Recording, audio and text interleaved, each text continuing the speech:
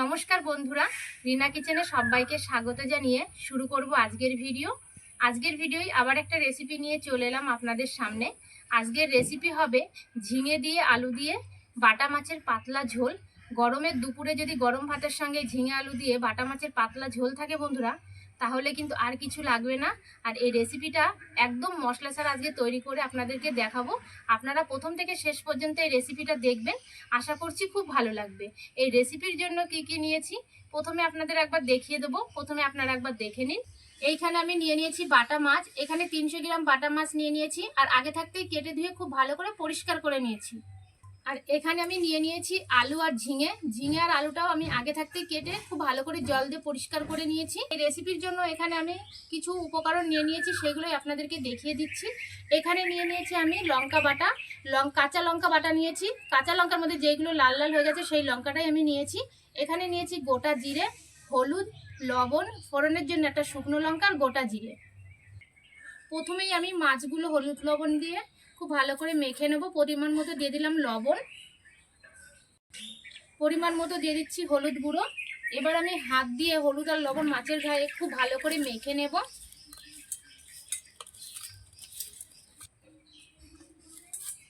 লবণ আর হলুদ খুব ভালো করে মাছের গায়ে কিন্তু আমি মেখে নিয়েছি। এবার ঢাকনা দিয়ে ঢেকে রেখে দেব।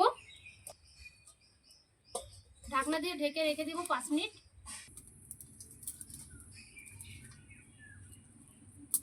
উনান ধরিয়ে নিয়েছি, এবার আমি কড়াই বসিয়ে দিচ্ছি উনানে। কড়াই গরম করে নেব।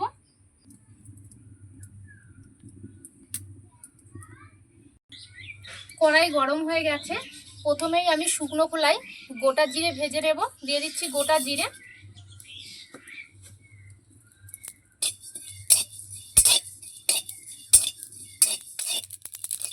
জিরে ভাজা হয়ে গেছে, এবার আমি নামিয়ে নিচ্ছি। জিরে ভাজার পরে নামিয়ে নিয়েছি। কড়াই এবার দিয়ে দিচ্ছি পরিমাণ মতো সরষের তেল।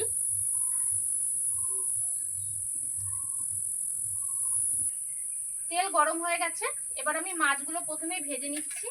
তেলের মধ্যে দিয়ে দিচ্ছি মাছ।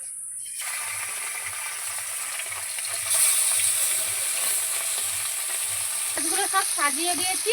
এবার উল্টে পাল্টে দুই পাশে লালচে করে ভেজে নেব। উল্টে পাল্টে মাছের দুই পাশে লালচে করে ভেজে নিয়েছি, এবার আমি তুলে নিচ্ছি।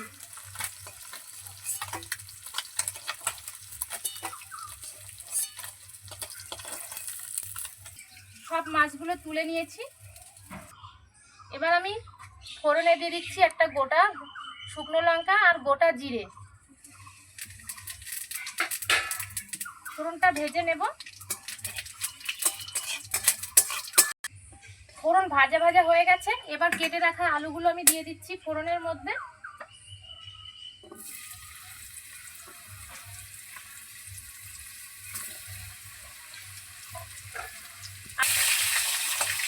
আলুর মধ্যে এবার আমি দিয়ে দিচ্ছি সামান্য পরিমাণে লবণ, সামান্য পরিমাণে হলুদ গুঁড়ো। এবার আমি হলুদ আর লবণটা আলুর সঙ্গে মিশিয়ে নেব, আর আলুগুলো কিন্তু উল্টে পাল্টে লালচে করে ভেজে নেব। আলুগুলো লালচে করে ভেজে নিয়েছি, এবার আমি আলুর মধ্যে দিয়ে দিচ্ছি কেটে রাখা ঝিঙে। আলুর সঙ্গে ঝিঙেগুলো কিছুক্ষণ সময় নিয়ে ভেজে নেব।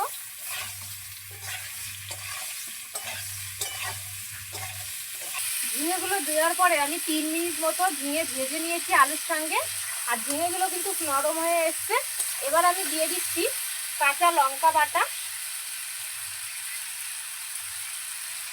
একবার আমি ঝোলের জন্য দিয়ে দিচ্ছি পরিমাণ মতো লবণ, আর পরিমাণ মতো দিয়ে দিচ্ছি হলুদ গুঁড়ো। এবার আমি কাঁচা লঙ্কা, লবণ, হলুদ ঝিঙে আর আলুর সঙ্গে খুব ভালো করে কষিয়ে নেব। কাঁচা লঙ্কা দেওয়ার পরে খুব ভালো করে ঝিঙে আলুর সঙ্গে কষিয়ে নিয়েছি, আর খুব ভালোভাবে কিন্তু কষানো হয়ে গেছে, তেল ছেড়ে দিয়েছে। এবার দিয়ে দেবো পরিমাণ মতো জল। এবার দিয়ে দিচ্ছি পরিমাণ মতো জল। পরিমাণ মতো দিয়ে দিয়েছি জল। এবার ঝোল খুব ভালো করে ফুটিয়ে নেব। তরকারির ঝোলটা কিন্তু চারিপাশ দিয়ে খুব সুন্দরভাবে ফুটে উঠেছে, আর এইভাবেই আমি 2 থেকে 3 মিনিট ঝোল ফুটিয়ে নেব। 3 মিনিট মতো তরকারির ঝোল আমি ফুটিয়ে নিয়েছি। এবার ভেজে রাখা মাছগুলো আমি দিয়ে দিচ্ছি ঝোলের মধ্যে। মাছগুলো ঝোলের সঙ্গে মিশিয়ে দেব। আর মাছগুলো দেওয়ার পরে আমি আবারও 2 থেকে 3 মিনিট ঝোল ফুটিয়ে নেব। বাটা মাছ দেওয়ার পরে আমি আবারও 2 মিনিট মতো ঝোল ফুটিয়ে নিয়েছি। আর এই ঝিঙে আলু দিয়ে কিন্তু বাটা মাছের রেসিপিটা হয়ে গেছে। নামানোর আগে আমি শুকনো খোলায় যে জিরেটা ভেজে রেখেছিলাম সেটা গুঁড়ো করে নিয়েছি, সেই গুঁড়োটা দিয়ে দিচ্ছি। আর এই জিরের গুঁড়োটা দিয়ে কিন্তু আমি জাল দেব না, নামিয়ে নেব তাহলে কিন্তু। আর জিরের গুঁড়ো দেওয়ার পরে কিন্তু ঝোলটা বেশি ফোটালে পরে জিরের যে গন্ধটা সেটা কিন্তু চলে যাবে, রেসিপিটা খেতে কিন্তু ভালো লাগবে না।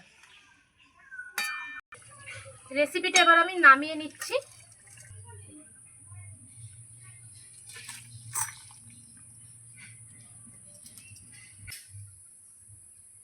ঝিঙে আলু দিয়ে বাটা মাছের পাতলা ঝোল রেসিপিটা নামিয়ে নিয়েছি সম্পূর্ণ একটা থালার মধ্যে বন্ধুরা।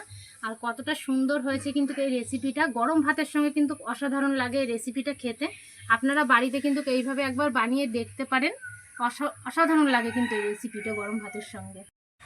আলু ঝিঙে দিয়ে বাটা মাছের পাতলা ঝোল রেসিপি তো আপনাদের দেখিয়ে দিলাম বন্ধুরা। আর এই রেসিপিটা যদি আপনাদের আজকে ভালো লেগে থাকে ভিডিওতে লাইক করবেন, কমেন্ট করে জানাবেন আজকের রেসিপি আপনাদের কেমন লাগলো। চ্যানেলটিকে সাবস্ক্রাইব করে আমার পাশে থাকবেন, ভিডিওটা সবার কাছে শেয়ার করবেন। ভিডিওটা আমি এখানেই শেষ করছি, আবারও দেখা হবে নতুন একটা ভিডিওর সঙ্গে। ভালো থাকবেন, সুস্থ থাকবেন।